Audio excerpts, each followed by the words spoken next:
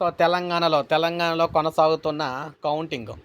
కొనసాగుతున్న పట్టభద్రుల ఎమ్మెల్సీ ఉప ఎన్నిక ఓట్ల లెక్కింపు. మీరిక్కడ చూసుకున్నట్లయితే వరంగల్, ఖమ్మం, నల్గొండ పట్టభద్రుల ఎమ్మెల్సీ ఉప ఎన్నిక ఓట్ల లెక్కింపు కొనసాగుతూ ఉంది. మొత్తం 605 పోలింగ్ కేంద్రాల్లో పోలైన ఓట్ల లెక్కింపు చేపట్టారు. 96 టేబుళ్లపై కౌంటింగ్ కొనసాగుతూ ఉంది. ఇందులో 2800 మంది సిబ్బంది పాల్గొంటూ ఉన్నారు. ఇందుకు సంబంధించిన పోలింగ్‌ను మే 27న నిర్వహించారనమాట.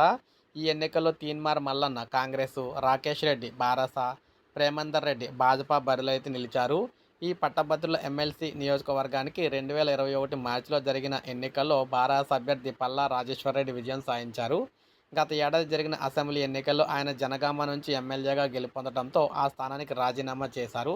దీంతో ఉప ఎన్నిక అనివార్యమైంది. ఈ ఉప ఎన్నిక మనకి 27న జరిగింది. ఇప్పుడు దానికి సంబంధించి ఈరోజు కౌంటింగ్ అయితే జరుగుతూ ఉందన్నమాట. సో, ప్రెజెంట్ కౌంటింగ్ అయితే స్టార్ట్ అయింది. ప్రెజెంట్ కౌంటింగ్ అయితే జరుగుతుంది. ఇంకా ఎవరు ఎంత లీడింగ్‌లో ఉన్నారో మనకు అప్డేట్ అయితే రాలేదు. అప్డేట్ రాగానే వీడియో రూపంలో అందిస్తాను. ఒక లైక్ చేయండి. సబ్స్క్రైబ్ చేసుకోకపోతే మన ఛానల్ సబ్స్క్రైబ్ చేసుకొని ఫాలో అవుతుండండి.